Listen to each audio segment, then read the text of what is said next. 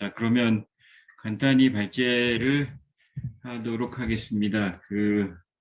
일단 신한은행이라는 존재를 알게 돼서 너무 좋고요. 이렇게 우리 사회가 너무나 이렇게 신자유주의 때문에 금융 질서가 되게 많이 왜곡되어 있는 상황인데, 풀뿌리 차원에서 좋은 의도를 가지고 선한 금융을 만들어가는 흐름들이 정말 많아졌으면 하는 그런 바람이 있고요. 책 소개도 해주셨는데, 그 책이 이제 제가 작년도에 현장에서 활동하는 사회적 금융 중개기관들 한 40개 남짓 인터뷰를 하고 기관 소개를 하기 위해서 쓴 책이거든요. 그래서 그게 조금 이제 지면의 한계는 좀 있었지만 어쨌든 어떤 활동들을 하는지 무슨 고민을 하는지 뭐 그런 내용들을 조금 대중적으로 소개를 하기 위해서 책을 썼습니다. 그래서 기회가 되시면 한번 읽어보시면 하고요. 발제 시간이 30분인데 어쨌든 간단하게 발제를 하겠습니다. 화면이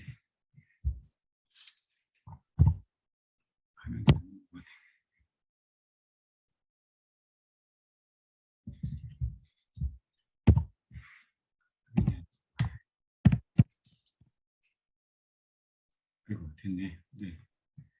자, 지금 이제 금융시장이 어떻게 작동되는지를 좀 보실 필요가 있는데요. 이제 표에 보시면 이제 이쪽 가로축이 이른바 신용 등급 신용 점수라고 보시면 되고요.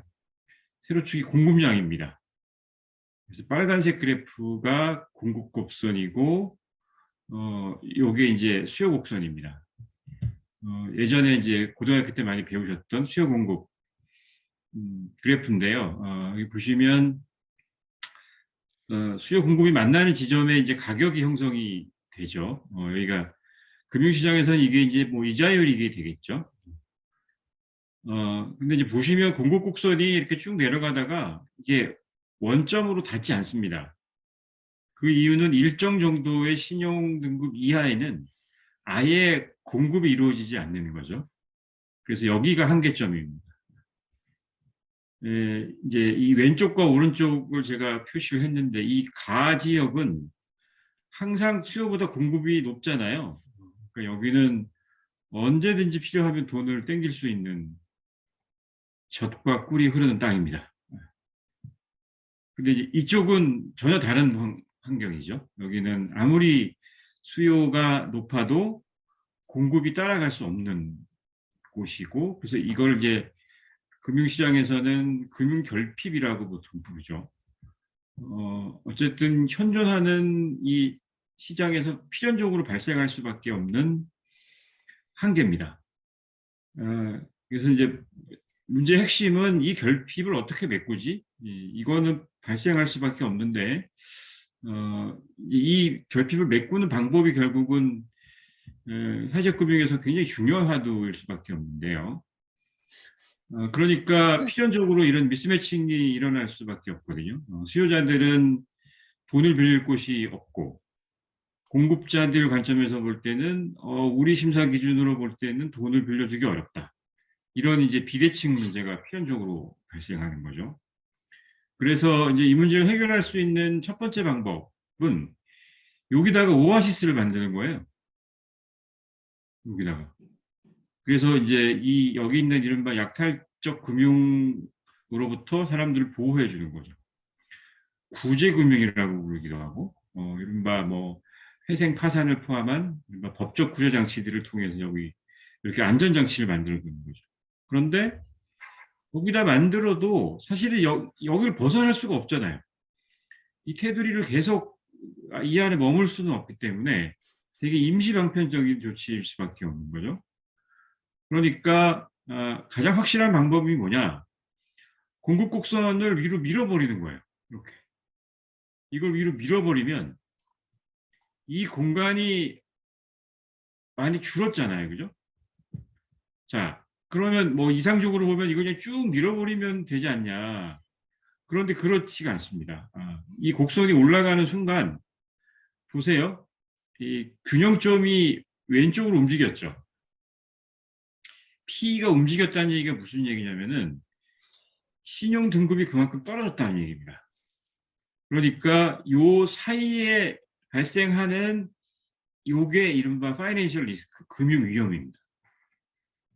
그러니까 사회적 금융을 한다는 거는 그냥 멋지고 아름다운 이야기가 아니라 이 이동한 위험을 어떻게 해결하지? 이걸 어떻게 다루어야 소위 말하는 이 결핍을 해소하면서도 공급자의 위험을 없앨 수 있느냐. 이게 이제 관건이 되는 겁니다. 그래서 첫 번째 방법, 첫 번째 대안이 뭐냐. 얘네들이 갖고 있는 이 위험을 이쪽으로 이전시켜 버리는 거예요. 여기는 어쨌든 자금이 들어가니까 자금 수요가 충족이 되겠죠. 얘들은 움직이지 않는단 말이에요. 그러니까 오케이 알았어. 너네가 손해보기 싫다는 얘기지. 그러면 그 위험을 우리에게 넘겨. 누군가가 위험을 받아주기만 한다면 이 문제가 해소가 되는 거죠. 그래서 보통 이거를 정부가 많이 합니다. 이 기능을. 그래서 결국 정부 역할이 굉장히 중요할 수밖에 없는 건데 기술적으로는 세 가지 방법이 있어요. 이 위험을 아예 그냥 이전시키거나 혹은 나눠서 분담하거나 아예 태워버리는 방법이 있습니다. 하나씩 설명을 드릴게요. 위험의 이전이라는 건 간단하게 말씀드리면 이런 보증기관을 통해서 위험을 넘겨버리는 거예요. 그래서 이 이른바 지원이 필요한 혁신 기업들한테 보증서를 발급해주고 그러면 이 기업은 은행에 가서 이제 보증서를 제출을 하면 자금을 받을 수 있겠죠. 얘네가 문제가 생기면 이 보증기관이 금융의 돈을 대신 갚아주는 거죠. 이게 가장 보편적이고 많이 쓰는 방법입니다.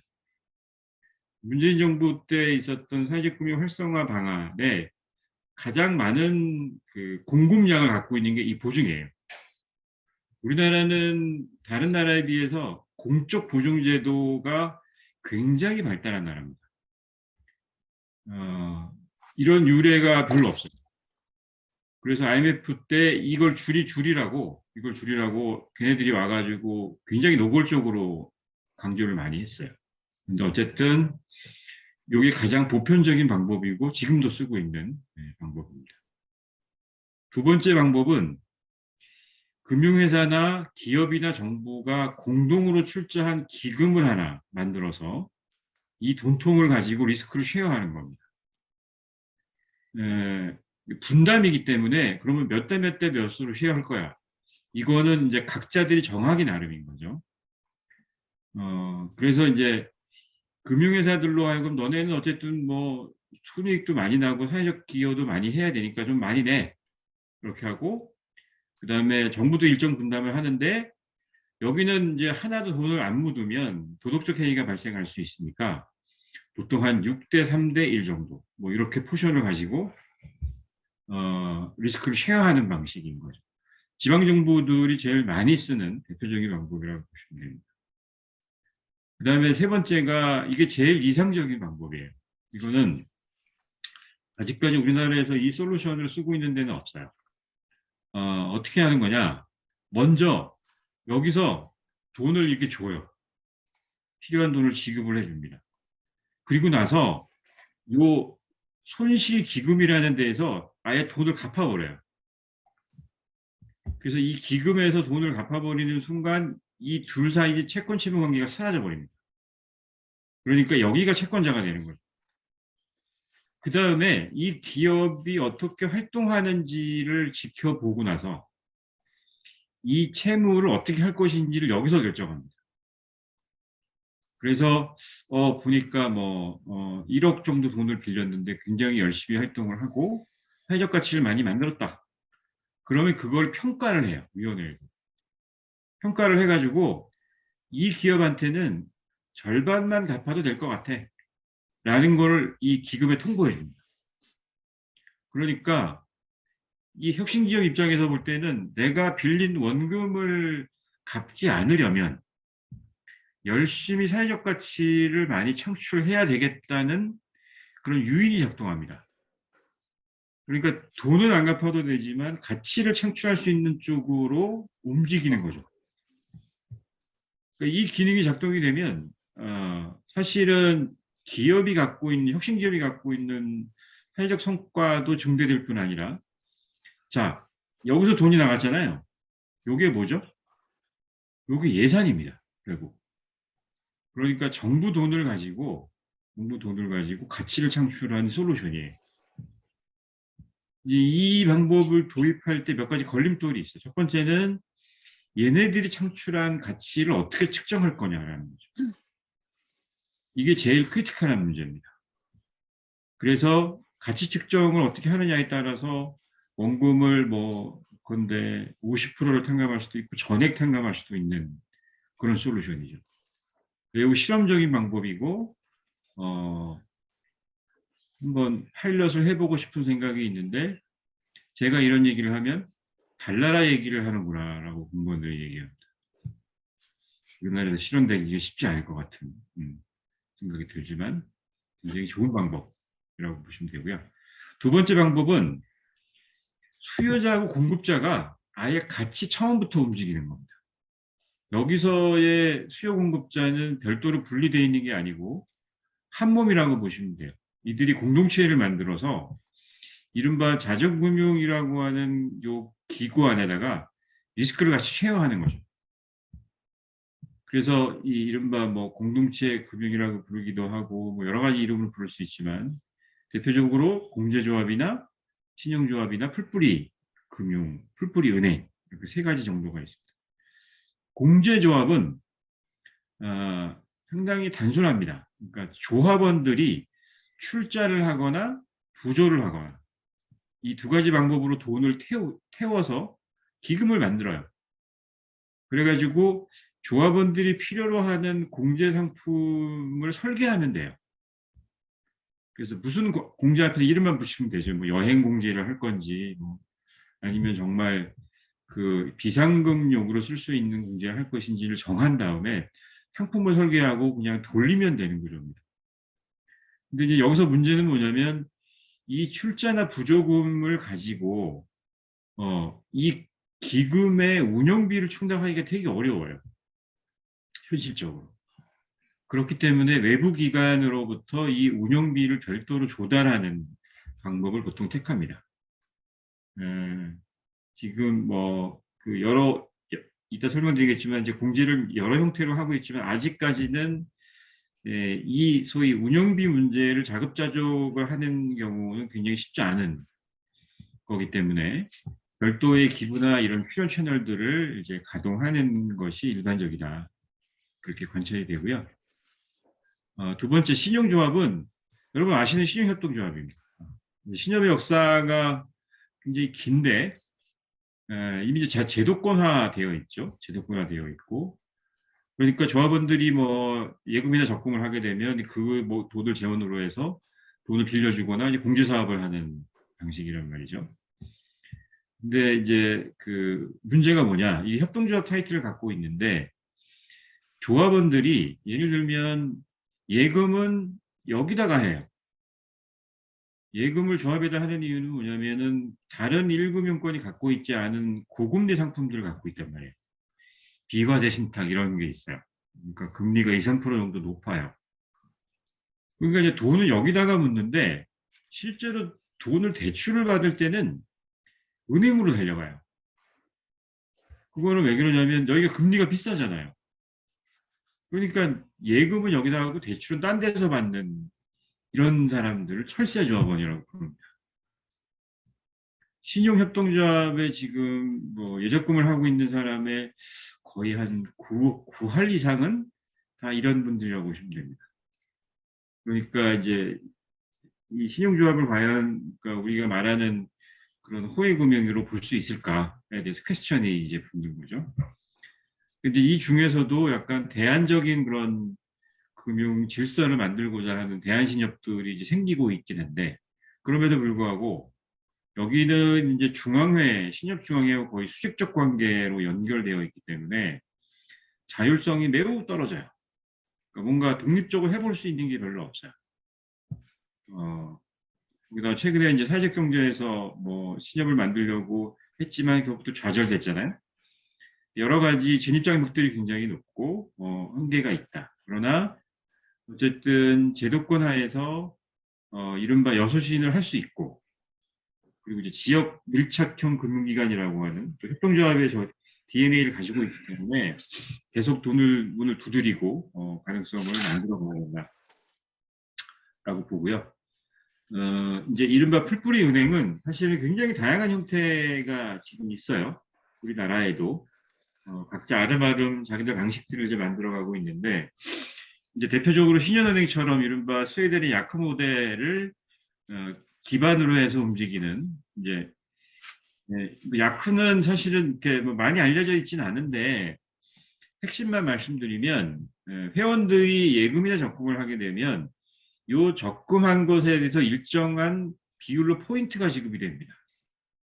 그러면 이 포인트가 마일리지처럼 적립이 되기 때문에 요 적립된 포인트 한에서 이른바 무이자로 대출을 해주는 방식이에요.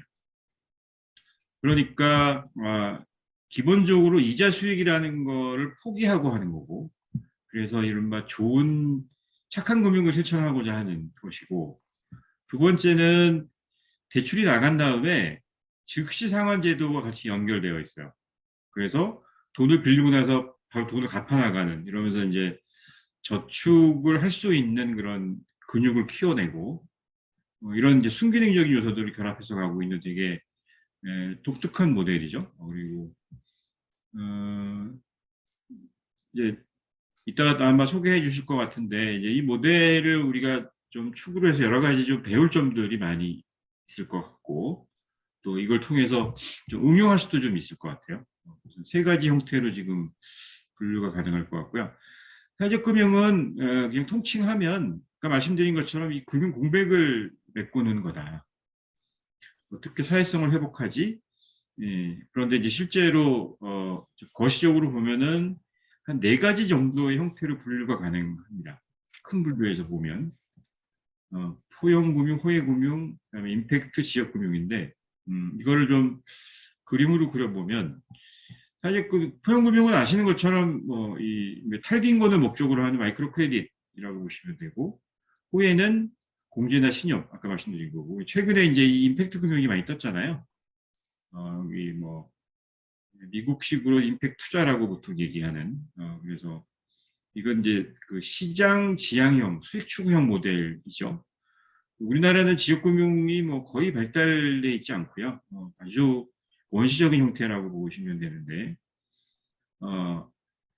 이걸 이제 그림으로 보면, 한국적인 맥락에서 보면 이제 시장금융이 압도적으로 사실은 지배하고 있죠. 이거보다 훨씬 크겠지만, 임팩트 금융이 여기 있어요. 잘 보셔야 되는 건 이게 움직이는 화살표예요. 이거는 물론 이 공공적 가치를 지향하지만 영리 추구형이잖아요. 그렇기 때문에 사회적 가치와 그다음에 재무적 수익을 동시에 가져가는 모델입니다. 아무리 가치가 높아도 수익이 안 나오면 이건 움직이지 않거든요. 이건 이쪽으로 움직이는 거죠. 소형금융은 화살표가 이쪽이에요. 퍼블릭한, 특히 우리나라의 포용금융은 대부분 다 제도권화됐다고 보시면 돼요. 미소금융이 거의 시장 전체를 장악하고 있기 때문에. 지역금융은 사실 여기 점 하나 찍혀 있다고 보시면 되고요. 우리가 지금 관심 있는 건 여기죠, 여기. 민간 중심의 순수한 의미에서의, 그러니까 시장의 수익과 상관없이 가는 이른바 호혜적 금융 질서를 만드는 것. 이제 이 생태계를 어떻게 만들 건가가 제일 중요하다고 보고요. 호혜는 뭐 아주 단순하게 말씀을 드리면 이런 겁니다. 여기가 이제 이게 자본주의 질서죠. 교환이라는 건 주고받는 거잖아요. 하나를 주면 하나 받아야 되고, 좁게서 못 받는 거죠. 이게 이런 야만적인 질서가 그나마 작동될 수 있는 건 이게 있기 때문이거든요. 조건 없이 주는 거죠. 그러니까 이 기부라고 하는 게 사실은 이게 완충장치 역할을 해 준단 말이죠. 호혜는 뭐냐면 얘가 얘한테 주면서 이거 나한테 주지 말고 얘한테 주라 그래요. 얘가 이걸 돌려받으면 교환이죠. 그 다음에 그냥 조건 없이 주면 역입니다. 근데 A가 B한테 주면서 그거 나는 필요 없으니까 C한테 주라 그래요. 왜 그럴까요? A가 왜 이렇게 얘기하냐? 이게 호혜의 핵심입니다. 그건 왜 그러냐면 언젠가 이 C가 내가 어려울 때 나를 도와줄 수 있을 거라는 믿음이 있기 때문입니다. 그러니까 사실은 이 모델은 그냥 아주 단순하게 보면 되게 위험한 모델이에요. 첫 번째, 얘가 줬잖아요. 그런데 얘가 C한테 줄 건지 안 줄 건지를 보증받을 수가 없어요. 그죠? 어떻게 확인할 거예요? 두 번째는 이 C가 미래에 어느 날 나에게 줄 것이라고도 자신할 수 없어요. 그러니까 호혜적 질서라는 거는 사실은 굉장히 높은 수준에 있는 겁니다. 이게 작동이 되려면 이 구성원들이 움직이고 있는 어떤 커뮤니티, 공동체 안에서 이른바 사회적 자본, 신뢰라고 하는 것이 작동돼야 돼요. 이게 사회적 경제의 핵심입니다. 그런데 실제로 지금 현장을 들여다보시면 그냥 이 기준으로 보시면 돼요. 과연 이게 움직이고 있을까? 그러니까 이제 어느 지역에서 사회적 기업 기금을 만들었어요. 기금을 만들었다는 얘기는 뭐냐면 내가 힘들어도 이 친구한테 주면 나중에 돌아올 거라는 믿음이 있어야 되잖아요. 그죠? 이게 작동이 되느냐가 결국은 아마 바로미터가 된다고 보시면 돼요. 근데 아마 그 수준까지는 아마 지금 가지는 못했을 것 같아요. 자, 어쨌든. 그래서 이제 우리나라에서 그냥 호행금융의 대표적인 게 대동계입니다. 대동계. 대동계는 마을이나 공동체에서 상호부조를 목적으로 만든 개인데 이 부조라는 말이 한문으로 도울부 도울조예요.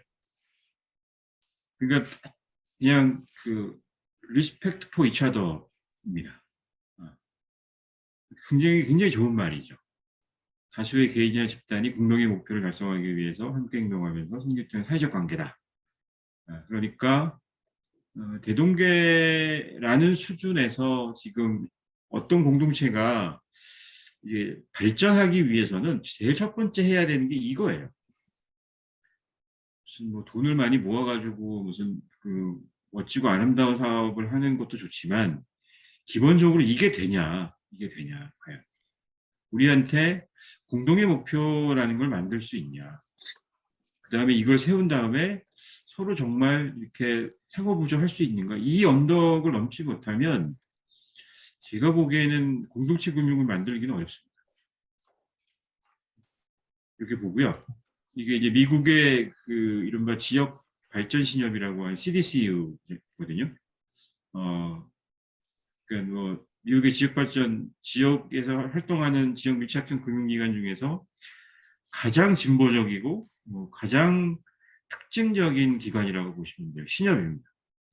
여기가 주로 활동하는 데가 뭐 뉴욕의 할렘가나 이런 대단히 못 살고 거의 뭐 신용등급으로 치면 최하등급인 분들이 모여 있는 곳이거든요. 여기 대출이 이루어지고 있고 자금 회전이 되고 있거든요.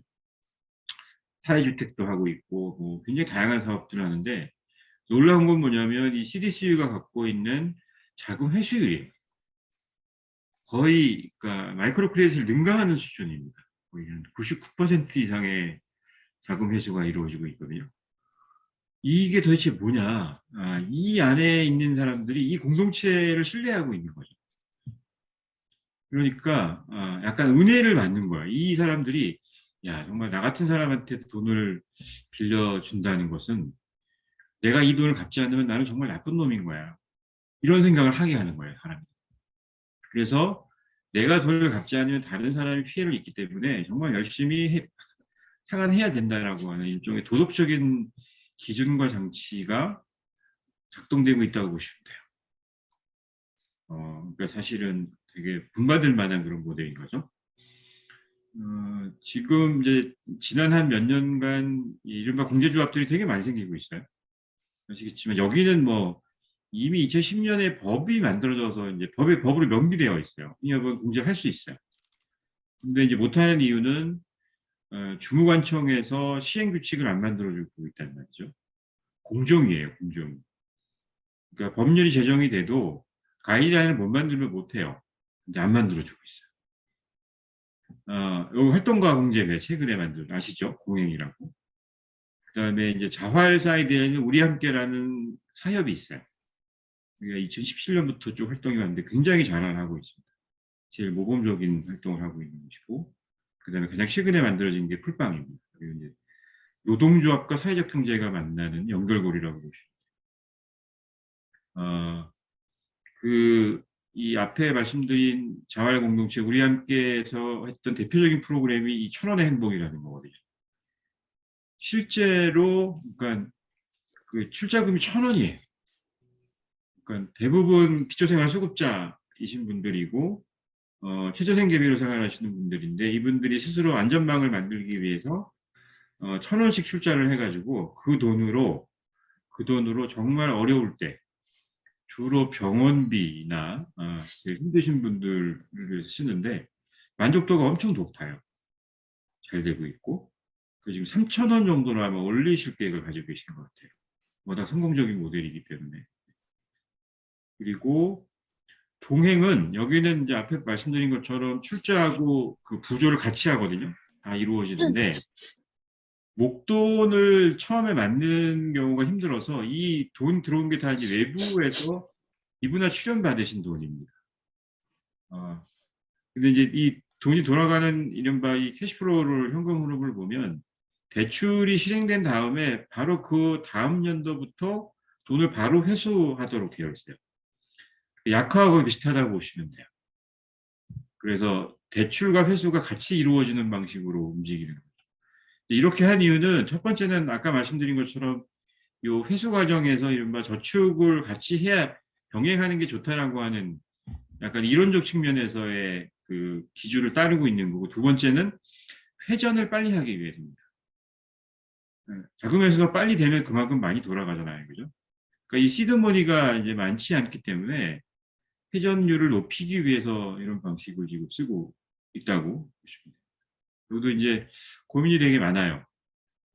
어쨌든 이제 아까 말씀드린 이제 운영비에 대한 문제들 그리고 이제 이른바 여기 뱅킹 시스템을 돌리려면 약간 시스템 IT 기반으로 작동이 되거든요. 안정성을 위해서도. 근데 이제 지금 이제 엑셀 베이스로 하고 뭐 이런 문제들이 있기 때문에 인프라 투자를 해야 되는데 이제 그럴 만한 여력이 많지 않은 거죠. 그런 어려움들 속에서도 잘 가고 있습니다. 이제 뭐 무엇을 하시든 간에 어쨌든 이제 이른바 이 금융을 실천하려면 전문적으로 이걸 다루는 기관이 필요한 거고 그래서 이 생태계에서 가장 중요한 게 이 사회적 금융기관이에요. 그러니까 금융 전체의 어떤 뭐 사이즈나 이런 게 중요한 게 아니고 이런 기능을 하고 있는 플레이어들이 있느냐라고 하는 게 핵심입니다. 뭐 기존 금융회사들은 대부분 다 뭐 돈돈돈 하잖아요. 그리고 뭐 여기는 아무 관심이 없어요. 이런데. 사회적 금융기관은 어쨌든 사회적 가치를 창출하는 것에 관심이 있고 이런 기존의 금융 질서와 다른 새로운 원리와 방법론들을 모색해 가고 있기 때문에 많이 성장해야 되는데 이제 문제는 이거인 거죠. 지속 가능하냐 하는 거고 약간 경험을 축적해 나가야 되는 시간이 좀 필요하겠지만 그럼에도 불구하고 중요한 건 전문성입니다. 금융기관으로서의 전문성. 그래서 궁극적으로는 우리가 제도권으로 들어갔을 때 충분히 그들과 경쟁할 수 있는가라고 하는 측면에서의 경험들을 축적하지 않으면 그냥 이렇게 그 아주 소규모 형태로 움직이다가 무너질 가능성이 매우 높아요. 그거는 뭐 아름다운 이상을 쫓는다고 해서 세상이 변하지 않는 거하고 똑같은 거고요. 어쨌든 이런 물적 토대들을 만들어가는 게 대단히 중요하고 제가 이제 중개기관이 그럼 뭘 하는 거냐 이 수요 공급 사이에서 결국은 수요자 맞춤형 공급을 하는 거잖아요. 예, 돈을 쭉 갖고 들어온 다음에 이걸 이제 어떻게 쓰냐. 여기 있는 사람들의 필요에 맞추어서 자금을 배분해 주는 거죠. 이 기능이 작동되려면 일단 공급 채널들이 많아야 돼요. 공급 채널들이 많아야 되고, 그다음에 아시겠지만 돈이 들어올 때는 이게 다 꼬리표가 붙어 있단 말이에요. 웬만한 것들. 근데 이거를 자유롭게 하기가 되게 어렵기 때문에 여기에서 이 자금을 어떻게 배분할 것인지에 대한 구조화 능력이 필요해요. 핵심이 그겁니다. 스트럭처를 짤 수 있느냐. 이 사람들한테도 필요한 돈을 다시 회수해 줄 수 있고 수요자 맞춤형으로 갈 수 있느냐. 이걸 그렇게 말처럼 쉬운 건 아닙니다. 어, 간단한 이게 경험이 굉장히 필요한 거고 이 안에 이제 여러 개수적인 측면들이 많죠. 그죠? 디폴트에 대한 문제들, 뭐 오퍼레이팅 코스트에 대한 문제들, 다양한 문제들이 이 안에 있기 때문에 그래서 더더욱 중개기관이 필요한 거고 어, 왜냐하면 이 기관들이 많아지면 분명히 돈의 흐름이 바뀐다라는 걸 우리는 알고 있기 때문에 그렇습니다. 그래서 이제 뭐 이쪽은요 이펙투자 쪽은 지금 뭐 중개기관들이 너무 많아요. 다 이쪽으로 몰리고 있어요. 계속 계속 생기고 있고 자금도 어마무시하게 지금 이쪽으로 들어오고 있고 지금 쭉 보면은 이제 뭐 여기는 거의 없고요. 우리나라에서는 거의 없고 일부 이제 포용금융하는 이제 뭐 여기 신나는 조합이나 사현대은행 같은 전문기관들이 있고 그다음에 이게 정부죠. 이제 요 사이드에 이제 그 많은 플레이어들이 만들어졌으면 하는 바람이고요. 법적으로 지금 뭐 조금 깊게 들어가면은 일단 뭐 한 네 가지 정도의 솔루션이 있는데 첫 번째는 비영리 법인을 만들어서 목적사업 범위 안에서 운영을 하는 거죠. 정관에 나와 있는 사업을 진행하면 되죠. 그런데 이제 이거는 비영리이기 때문에 이 비영리 꼬리표가 붙어 있어서 할 수 있는 금융행위가 되게 제약이 많을 수밖에 없죠. 주식회사가 아니기 때문에 뭐 외부에서 이렇게 뭐 투자를 받아서 지분을 쉐어할 수도 없고 이익금을 나누기도 굉장히 어렵고 그러니까 그렇습니다. 네. 그러니까 뭐 이렇게 사회적 투자자가 돈을 태운다는 건 뭐냐면 투자 수익을 돌려받아야 되잖아요. 근데 제약이 되게 많죠. 그러니까 주식회사 형태를 가져가는 거죠. 주식회사는 여기는 뭐 가져갈 수는 있는데 이 주식회사 형태 자체가 사회적 목적하고 딱 이렇게 매칭되는 건 아니란 말이에요. 그러니까 약간 부자연스러운 옷이죠. 어, 그럼에도 불구하고 이제 뭐 대법 등록을 해야 되는 거는 어쨌든 돈을 누게 빌려주려면 반드시 라이센스를 가져야 되잖아요. 뭐 P2P 지금 사업하시는 분들 엑셀레이터 다 이쪽 사이드로 갈 수밖에 없는 거고 사협은 되게 이상적이긴 한데 여기는 굉장히 이렇게 그 사업폭이 좁을 수밖에 없어요. 그리고 이제 사업도 이제 조합원 대상으로 할 수밖에 없고 공제 이외에 뭔가 새로운 걸 하기도 되게 어렵고 그래서 이제 보통 이제 주식회사나 비영리법인을 만든 다음에 아니 비영리법인이나 사업을 만든 다음에 이 밑에다가 자회사를 만들어요. 주식회사형 자회사를 만들어서 요거는 이제 뭐 영리 사업을 할 수 있도록 구조화시켜내는 거죠. 그래서 근데 이제 이게 주식회사지만 요 두 개의 지배를 받고 왜냐하면 지분을 100% 소유하면 되거든요. 지배를 받기 때문에 뭐 자기들 마음대로 할 수 없도록 이렇게 잠금 장치를 해놓고 가주는 방식이 있습니다.